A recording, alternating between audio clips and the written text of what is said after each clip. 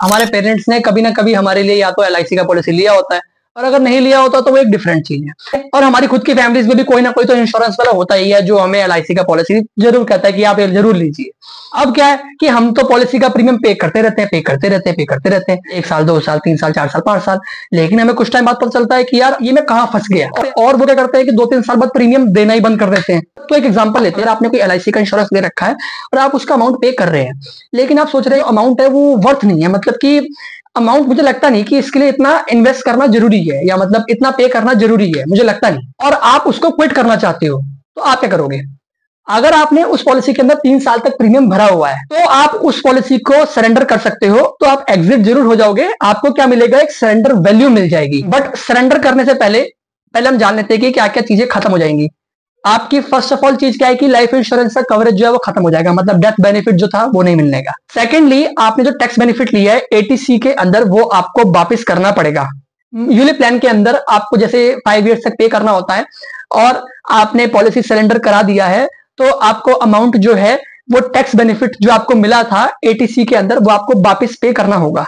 Traditional के cases में ये सिर्फ खाली 2 साल के लिए है। पॉलिसी सरेंडर करते समय आपको कितना अमाउंट मिलेगा वो डिपेंड करता है किस टाइप का सरेंडर है। 2 टाइप के सरेंडर होते हैं, एक होता है आपका गारंटेड सरेंडर और एक होता है आपका स्पेशल सरेंडर। आपका किस टाइप का सरेंडर है वो डिपेंड करता है कि आपने किस तरीके का पॉलिसी लिया हुआ है। अगर गारंटेड स्टैंडर्ड है तो वो गारंटेड वाला अमाउंट तो आपको मिलेगा। गारंटेड सरेंडर में आपको कुछ परसेंटेज मिलता है, लेकिन उसके अंदर फर्स्ट ईयर का प्रीमियम जो है वो इंक्लूड नहीं होता। एक एग्जांपल लेते हैं, आपने एवरी ईयर 1-1 लाख रुपए किए कंटिन्यू 4 इयर्स तक, नहीं पहले साल का अमाउंट कैलकुलेट नहीं होगा कि आपका पॉलिसी जो है वो गारंटेड सरेंडर वाला है।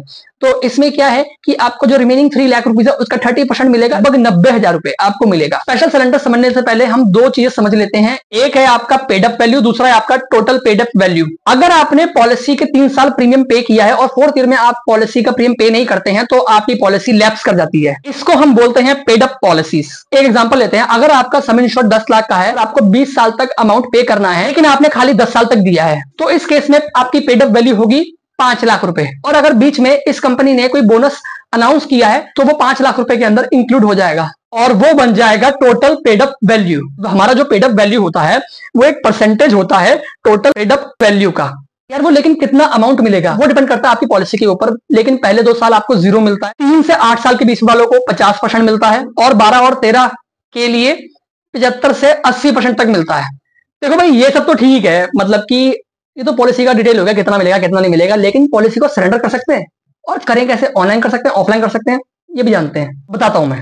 अनफॉर्चुनेटली वैसे तो है नो, आपने जहां से भी एलआईसी का पॉलिसी लिया हुआ है आपको उस पर्टिकुलर ब्रांच में जाना पड़ेगा, जहां से भी आपने लिया है उस पर्टिकुलर लोकेशन पे आपको जाना पड़ेगा, वहां पे जाके आपको अपनी पॉलिसी बंद करवानी पड़ेगी, और जिसके नाम पे पॉलिसी है उसको जाना पड़ेगा।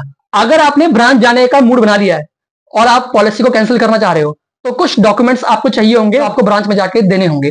पहला आपका है डाउनलोड करो अपनी एलआईसी की पॉलिसी, दूसरा आप डाउनलोड करो surrender form number 5074 from LIC website. इनका प्रिंट आउट लीजिए और इन प्रिंट आउट को ले जाके वहां पे आप सबमिट करिए। सेकंड है आपका बैंक का कैंसल चेक, जिसमें आपका नाम जरूर लिखा होना चाहिए, अगर ये नहीं है तो पासबुक की फोटोकॉपी भी चल जाएगी। थर्ड है आपका ओरिजिनल आईडी प्रूफ, आधार कार्ड, पैन कार्ड या ड्राइविंग लाइसेंस, इनका फोटोकॉपी भी लेके जाइए, प्लस इनका ओरिजिनल भी लेके जाइए। इस प्रोसेस के अंदर 10 से 15 दिन लगेंगे और आपके अकाउंट के अंदर सरेंडर वैल्यू जो है वो आ जाएगी। आई होप सो आपको मेरी दी गई इंफॉर्मेशन समझ में आई हो।